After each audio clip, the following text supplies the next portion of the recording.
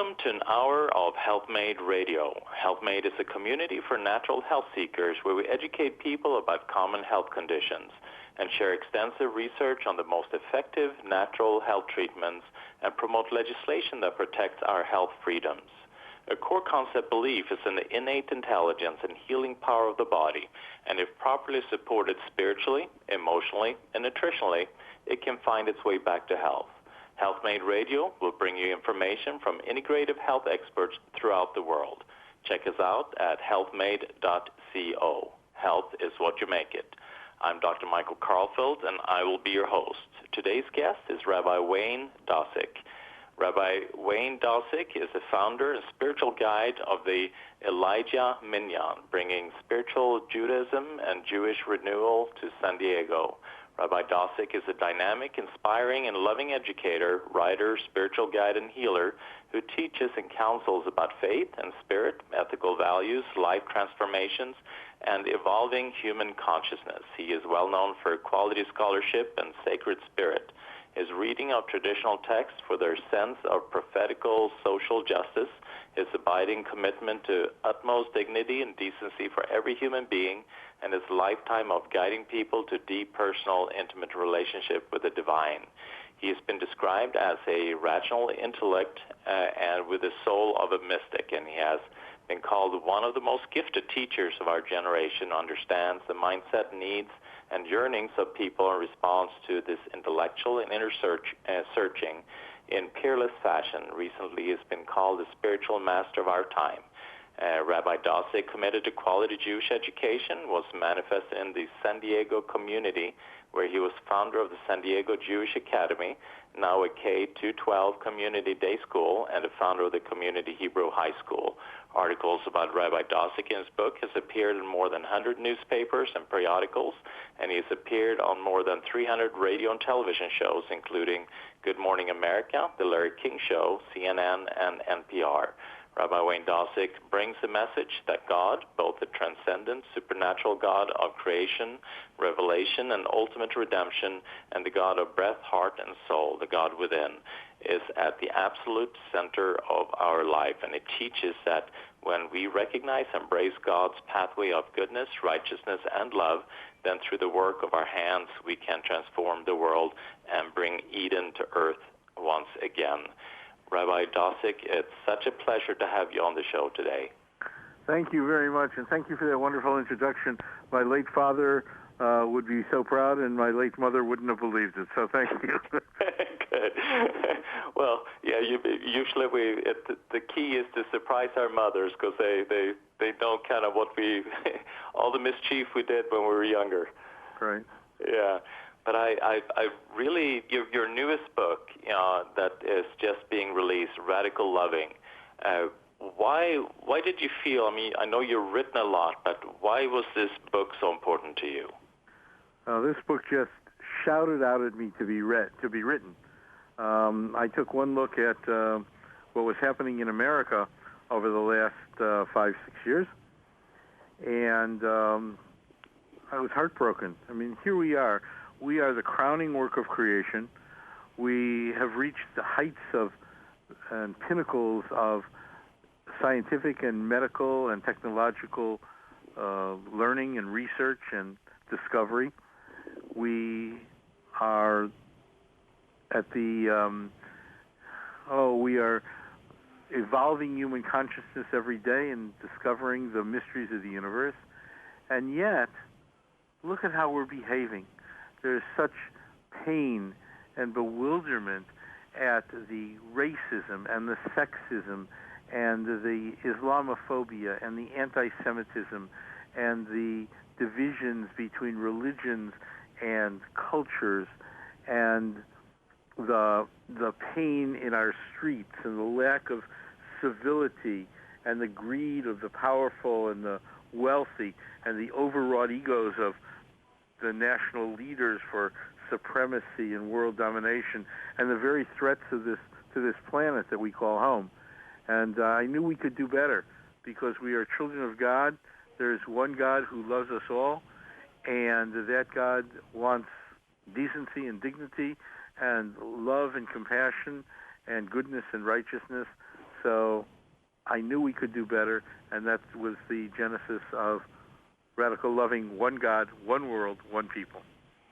And with that, like in the introduction, I mean, one of your goals with all the work, the wonderful work you're doing is to bring Eden, I mean, that we can actually bring Eden back to earth again, so we can have that pure existence that we had that time, before the fall.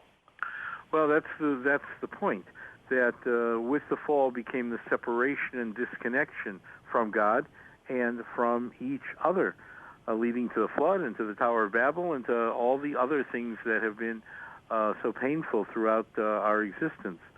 The notion is that, well, it seems to me that the theme song of the world these days is, my God's better than your God, and my scriptures are better than yours, and my core principles better than yours, and my beliefs and observances are better than yours, because they all come from my God who loves me more and loves my nation more because God blesses me more. No, it's impossible. It's absolutely impossible. There is only one God who loves us all, who is the parent of us all. We call that God by many different names, just like in a family, we may call mother or mommy or mama or daddy or pops or father, but it's one God who loves us all and does not play favorites. God says to us, I love you all, my precious children. You are all precious to me. I cherish each and every one of you.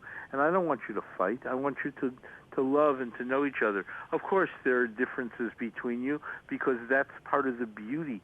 Oneness does not mean sameness, but oneness consciousness means the reality that we are all one, that what happens to one happens to all, that the old proverbial butterfly flapping its wings in San Diego affects New York City.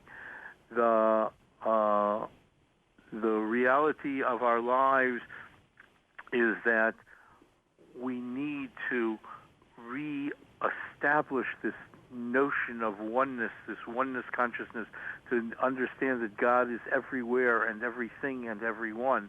And we do that by seeing the face of God in each and every human being. Seeing the face of God means if you look right at the face of God, there is no other reaction. There's no other response except love. Love. I love you, God. You love me. I love you. And if we see the face of God in every other human being who is created in the image of God just as we are and reflects God to us as we reflect God to him or her, then our only response to that other human being is love. Yeah, I love that. And how would you, with that message, I mean, because you have, your background is in the Jewish faith, and you're mentioning the Islamic, we have the Christianity, you have Hindu, you have Buddhism, and they all come from different angles, that this is our dogma, and this is how we believe an individual should live, and this is how you get to heaven, and this is who God is. So how do you unite, all these? How do you transcend the dogma and the doctrine that each religion hold in order to be able to seek God in each individual and be, find that oneness? I teach and I guide, Doctor, that we've made a mistake all these years. That we have thought that with each new revelation, it is better than the last. So Judaism would say, the Hebrew Bible is better than the pagan belief system. And the Christianity would say, we have replacement theology. The New Testament is better than the Old Testament. And the Muslims come along and say the Quran is better than the Christian Bible and the Jewish Bible. And Native Americans might say to us, our stories and our tribes. And then the Buddhists and the Hindus and all the Eastern religions, we have the truth. We have the best. And therefore, and that's led to so many problems in this world. Believe my way. Believe my way. And if not, I'll try to convince you. And if you don't believe me, I'll terrorize you. And if you don't believe that, then I'll kill you. That's what's happened in this world. The reality is, here is the core teaching. The reality is that it is not better than the last. it is an addition to the past. It is continuing revelation because of evolving human consciousness. So instead of replacing what comes before, it adds to what comes before. There is wisdom in every revelation. There is wisdom in every world teacher. Good teachings, good wisdom does not belong to any one group. It belongs to all of us. And so, yes, of course, each group has its own pathway from God to God. And there's great beauty in the different pathways that we walk on. So some pathways are narrow and some are wide. Some we come in silence, some we come in singing, some we come with joy, some we come with silence. It's all the pathways that are different, and oneness does not mean sameness. So we rejoice in those differences because that's the wide colored fabric of humankind. But it's all the same message, and it's a continuing revelation. The message continues to grow as we continue to grow, and that's how we say to each other, we are all children of God. God gives us continuing messages, continuing revelations. God blesses us with continuing new teachers who add to the world wisdom, and we are obligated to learn from that and to live from that.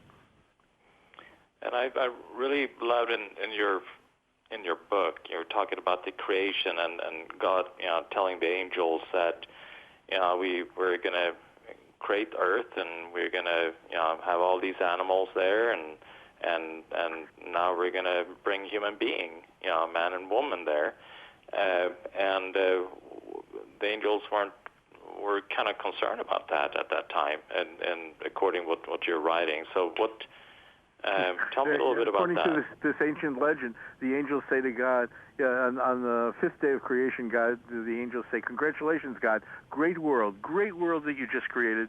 I'm glad you're done." And God says, no. Tomorrow, the sixth day, I'm going to create all the animals of the field, and I'm going to create man and women. And the angels say to God, don't do it. And God says, why not? He says, all they'll do is cause you trouble. They'll pollute your beautiful creation. They'll pollute your skies and your rivers and cut down your trees and denude your forests. And they will start to fight they'll forget who they are and why they're there, and they'll begin to fight with each other, and they will kill each other, and they will soak your earth with the blood of their fighting. And God says, thank you for your opinion, my dear angels, and I understand what you're saying, but tomorrow I'm going to create human beings because I created this beautiful earth, and it can't be alone. I can't be there just by myself. I'd be lonely. I need someone to talk to. So I'm going to create man and woman. That's the legend. So do you feel, kind of seeing what's going on nowadays, do you feel the angels were right? Well, the angels have a point. The next story, the next legend that goes with that is the rabbis and the sages in antiquity were debating this very story. And they debated back and forth. Who was right, God or the angels? Who was right, God or the angels? And finally they say, well, the angels were right. God shouldn't have created human beings because the angels were right. All we've done is pollute and rape and pillage and plunder and kill each other. And so God shouldn't have done it. But since God did it, we have to make the best we can of it.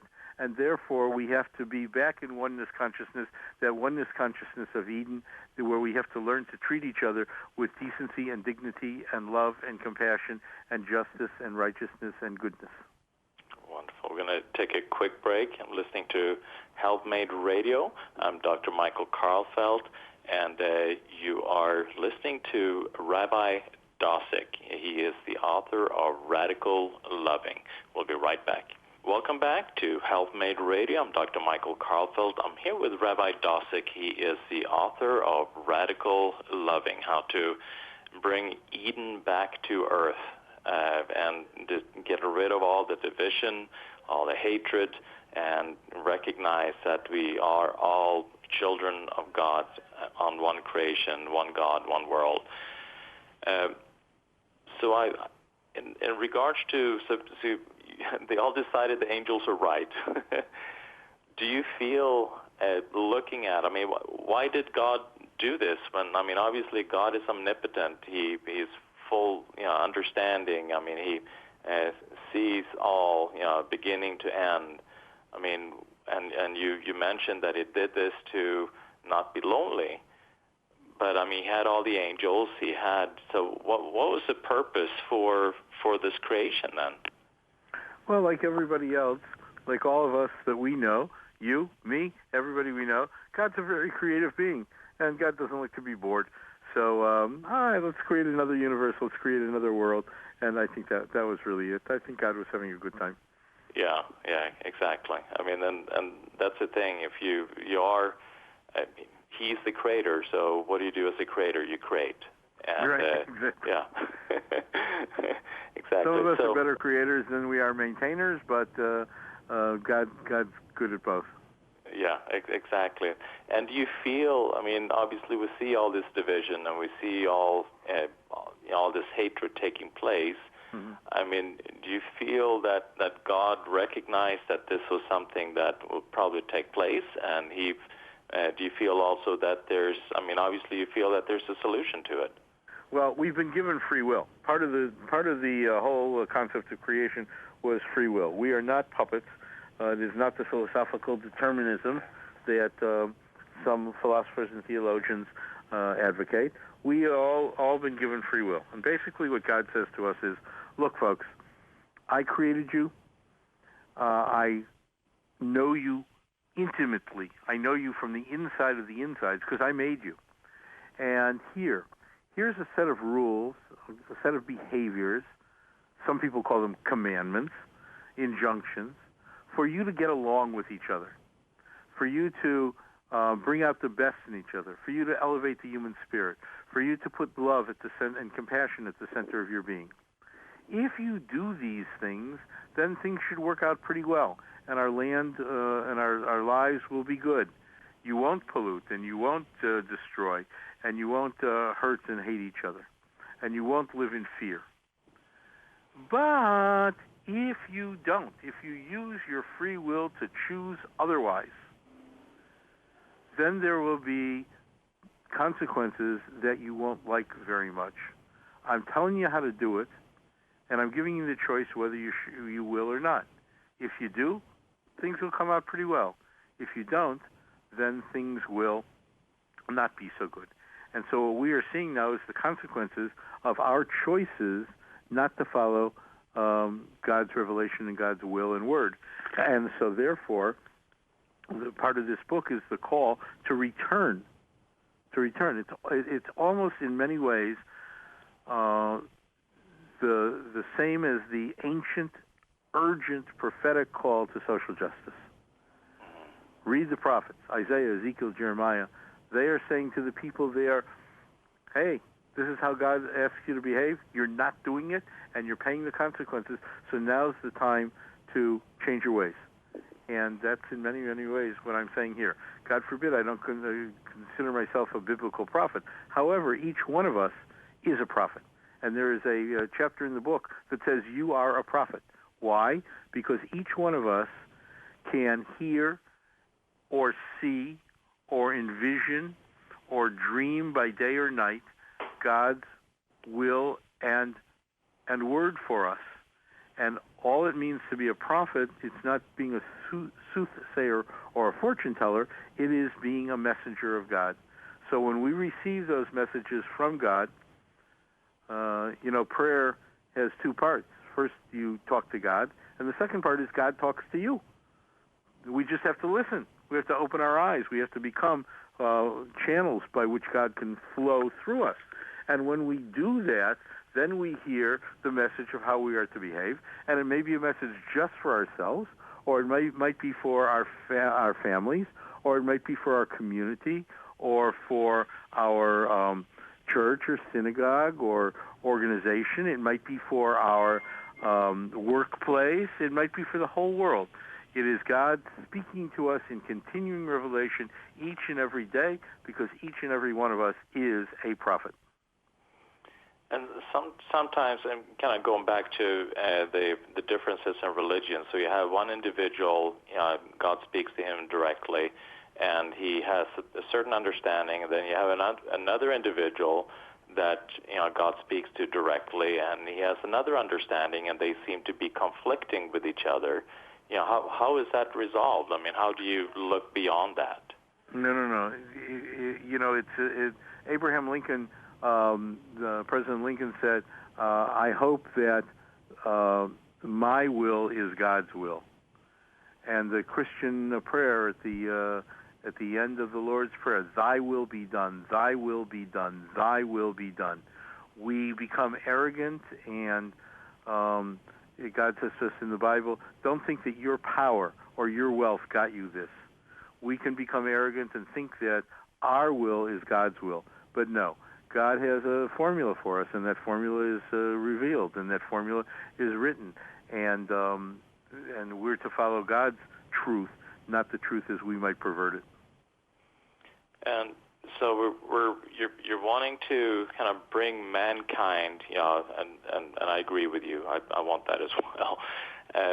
Add back to the existence of just like it was in the Garden of Eden, in purity. But do you feel in order to be able to do that, I mean, can evil then, because we do have evil in the world. I mean, there are things that are evil, and I know you termed it like the other, and because you wanted to name it in your book.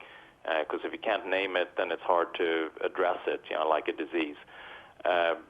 So is it possible to transform the evil into good, or will there be like a separation prior to being able to create Eden on earth again? Evil is the result of human beings choosing to do evil, not good. It's free will. It's free choice. And the good news is that in most cases, not all, and we suffered the consequences of not all, because when evil prevails, then the cemeteries of our lands get filled with the best of our youth, and kings and generals and presidents have a momentary extension of their boundaries or an addition to their treasuries, but in the end, it's gotten us nowhere, absolutely nowhere. Take a look, history of the world, it's gotten us nowhere. So, in the end, men and women of peace and goodwill have to prevail over men and women who choose evil. President Kennedy said, one person can make a difference and every person can try. The book is dedicated to Elie Wiesel. Elie Wiesel, the Holocaust survivor and writer, and I write there, to the holy memory of Elie Wiesel, witness of the destruction, teller of the tale, restorer of the broken, conscience of the generation, voice of the silent, laureate of peace. Elie Wiesel says, we can't be indifferent. It is not necessarily evil that defeats us. It's indifference. And so each person can rise up and say, we will not put up with evil. Now, the truth is that sometimes it's very, very painful. So, for example, President Roosevelt had aerial photos of the train tracks going into Auschwitz 2 years before he did anything. 2 years! Think of the millions who might have been saved if he had acted then. For all kinds of political reasons, he didn't. But eventually he did. And if Roosevelt and the Allies had not acted, you and I would all be, at this moment, we'd be living under Nazism. Or if communism had prevailed, you and I would be living under communist rule. We have, for the history of the course of the world, even though progress has been sometimes incredibly painful and very slow, men and women of goodwill and peace have prevailed over men and women who choose evil.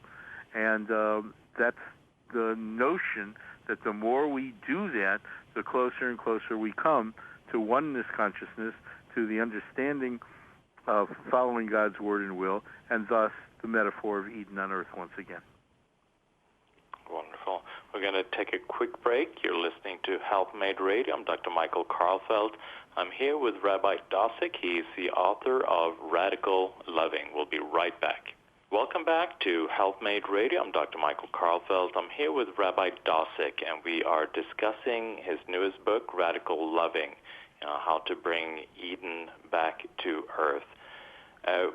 One of the things that you wrote in your book, and I was actually pretty fascinated about it, because we know in the Garden of Eden we had the two trees, the tree of life and then the tree of knowledge of good and evil, and that's where mankind received their free will, and they chose to eat, go against God's commandment and eat from the tree of knowledge of good and evil, and you mentioned in your book then that that tree was turned upside down and buried into the earth, and that was kind of like a divine feminine energy, and so that feminine consciousness, that went then underground.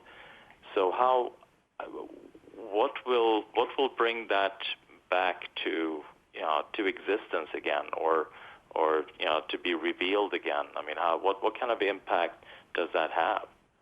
Well, first of all, I have to thank you. You really took a deep dive into this book.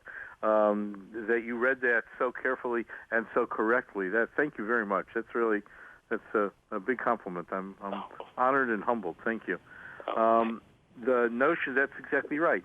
With the disconnection, with the separation in Eden, the divine feminine was turned upside down. The tree of knowledge, was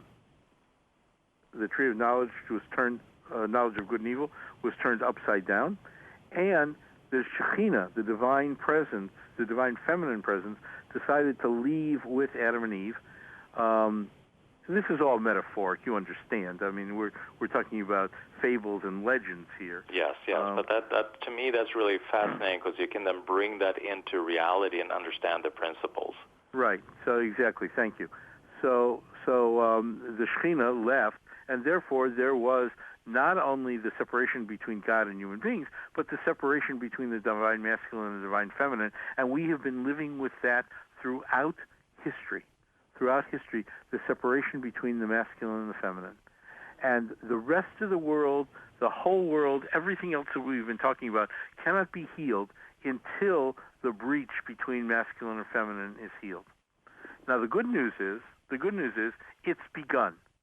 Slowly, but it has begun. What do I mean by that? Well, take a look around. Ms. Magazine is 50 years old. Feminine consciousness. The first woman rabbi was ordained 49 years ago, and then an Episcopal priest. When I went to university back in the middle 60s, the Ivy League was the Ivy League because it was male only. Women could not go to Harvard and Yale and Princeton and Columbia. That's why there are the Seven Sisters. Those were the women's schools, the girls' schools for the Ivy League. That has changed tremendously. Women couldn't get into law school. Women couldn't get into medical school. And the few women who did get into medical school couldn't get jobs in hospitals. And the women who got into law school, you heard the story of Ruth Bader Ginsburg, who couldn't get a job, graduates first in her class at Columbia, and couldn't get a job in any law firm in New York. So things have changed amazingly. The glass ceiling is breaking. The president just last week spoke about the minimum wage and child care and tax credits for bringing up children and equal pay for equal work. We are making tremendous strides. Men are becoming conscious. As above, so below, but as below, so above. And at the same time, as we are becoming aware of the Me Too movement, very important, we have to say to women too, and I apologize to anybody who takes offense to this, but I believe it's true. As women become CEOs and populate the boardrooms and the pulpits and the businesses of America, women have to be able to stand up and say, if we are going to have equality between the genders, then I will not use my half-naked body to sell your cars, your blue jeans, and your beer on television commercials. So it goes both ways. We have made tremendous strides in the last 50 years, and it is the beginning. It is the beginning, and here in the book, I wrote a prayer called Writing, R-I-G-H-T-I-N-G, Writing the Prayer, writing the tree, a tale of then and now, about how the tree can become whole again. The chapter is called Braiding, as we braid together the divine masculine and the divine feminine, the two trees from the ancient garden. And so, because I thought it was fascinating that was a female aspect that had the knowledge, of good and evil. That was kind of a female quality. Is that tradition, or is where is that coming from? Yeah, you're right. It is both tradition and it is the intuitive feminine aspect of the divine. Yeah, and then you have the other tree, the tree of life, and you have in some Jewish tradition you have the Kabbalah, where you go through the different sephiros and through the tree of life, and that's kind of like a creation process, if I understand it right. Yeah, the tree of life and the sefirot are pathways to God. The image is imposed, the tree of life image is imposed on a human body, and it's very linear. God at the top, humankind at the bottom, and the sefirot in between are the ways, the pathways that we climb up to the divine, or the divine climbs down to us. Actually, my wife, Ellen Dosick, and I saw the tree of life evolving into not linear anymore, but spiral. And we wrote a book called 20-Minute Kabbalah, a daily spiritual practice. And in there we talk about the spiral tree of life, which is reflective of what we've been talking about in terms of the melding of the divine masculine and the divine feminine. Because in just the tree of life, that in itself then is kind of the masculine energy, but you also have a kind of a female aspect, like the Bina, the female aspect of it, and the male aspect within the tree of life as well, right? Well, absolutely. One side is the masculine side, one side is the feminine side, and the central column unites the two. Yeah. So in the central column is God at the top, human beings at the bottom, again in this linear thing, and in the middle Tiferet, which is the heart space, and Yesod, which is the foundation of all life. So that creates the central column, and then the masculine and the feminine, other qualities, are on the right and left side. Yeah. That's always fascinated me, that progression of creation, within the tree of life, and that each one is then a step then to mankind or to Earth, which I believe that the last one is Malkut, which is the last part of the creation. Well, interestingly enough, Malchut comes from the word from mater meaning earth, the mother. Oh, okay, fascinating.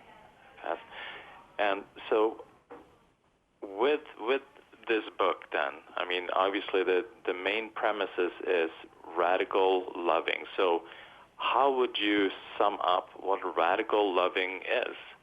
Well, radical loving is to being fully conscious and aware of the reality and celebrating the reality that there is one God who loves us with greatest love, with eternal love, that we are in a covenantal, loving relationship with that God, that we are to embrace the absolute certainty of seeing the face of God in God and in every other human being, to make the life of another person as precious to us as our own, to face the world not with fear and anger, but with love, to constantly embrace grace and kindness and generosity of spirit, to give our hearts and our minds to rejuvenating our world, and to be in constant love and compassion.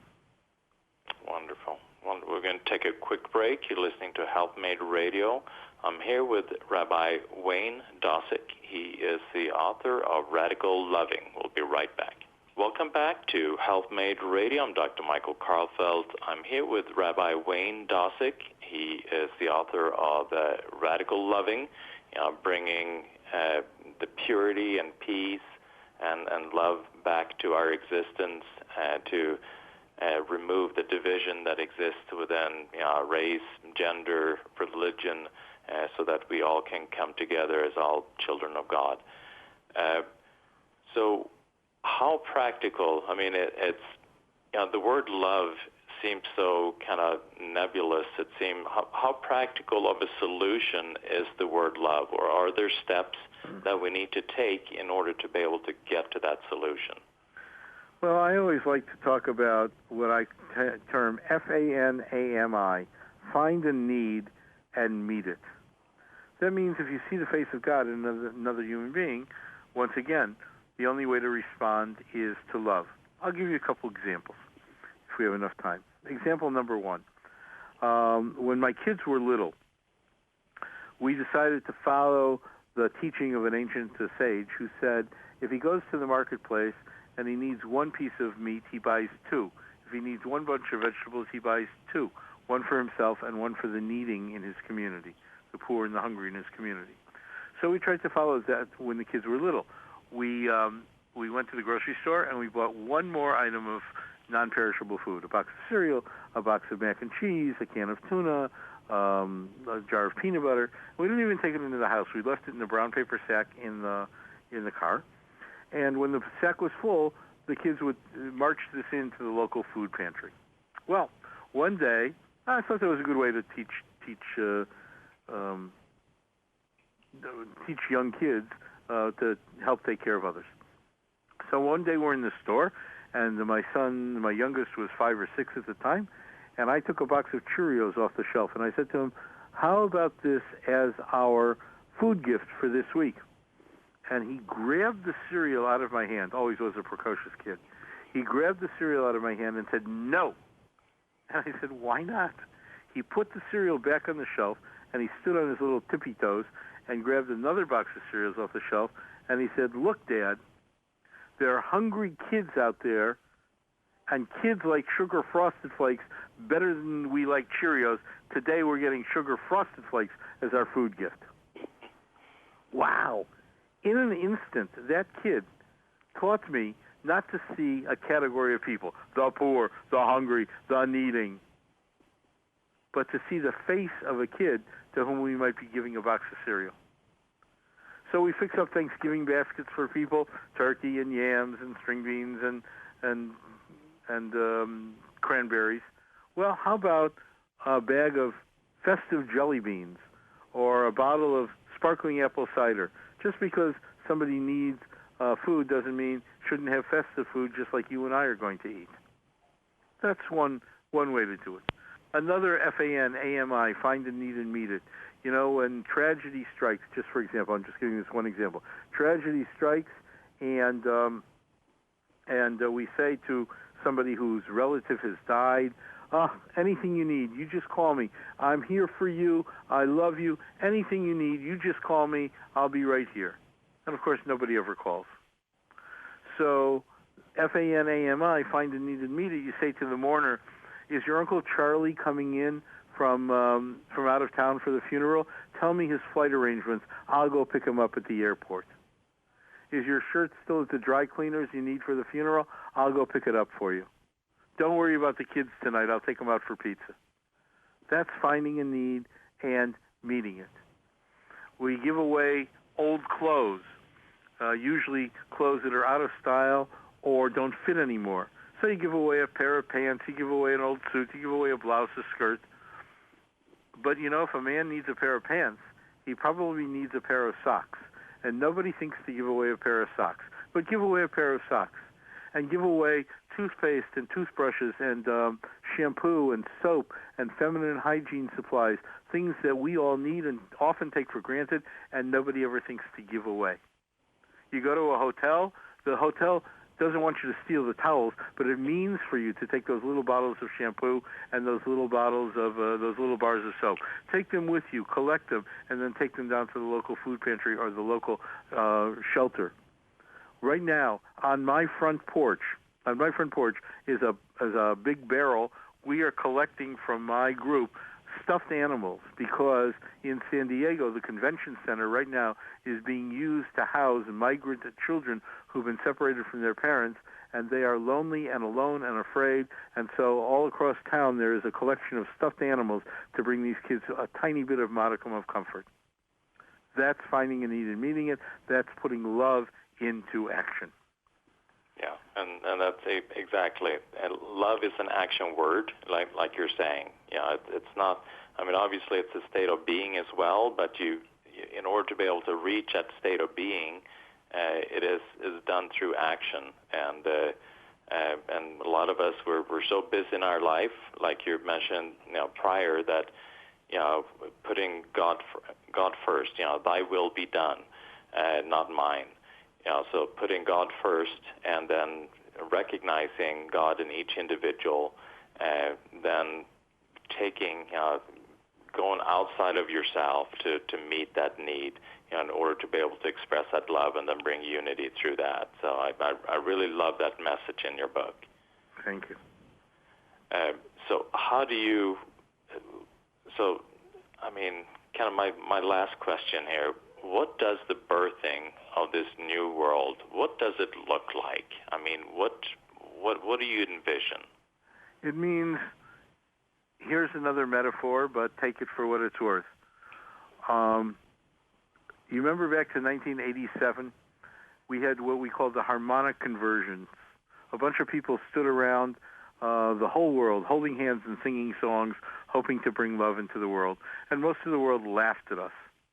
And yet, and I'm not saying that it's direct, but within a couple of years, the Soviet Union fell. All the Soviet satellite countries fell. The Protestants and Catholics stopped shooting at each other in Northern Ireland. Blacks and whites rode the bus together in Johannesburg, and Israelis and Arabs sat down at peace tables now and then. Now, did our holding hands and singing bring this all about? Of course not. But it did send a love vibration out to the world. First of all, the love vibration comes from God to us, and then we send the love vibration back to God. And then we send the love vibration out to the world, and it encircles the world, and it comes back to us. So how do I envision this? I envision this as the children of Isaac and the children of Ishmael, the children of Jacob, and the children of Esau touching hands in peace.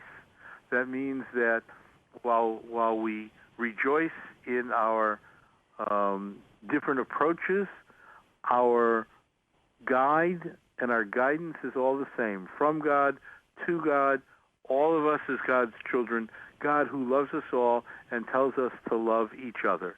When we do that, we can bring Eden to earth once again in oneness consciousness that was shattered all those years ago, and we, in our generation, can be the healers to bring balance, transformation, and evolution to our world. That's a very powerful message. Well, Rabbi Dosick, it's been such an honor to have you on the show today, and you bring forth obviously, it's such a vital message, and it really shines through your book, Radical Loving. Thank you so much. Well, thank you. Thank you. That is it for today. You're listening to HealthMade Radio. Remember, check us out at healthmade.co. Health is what you make it.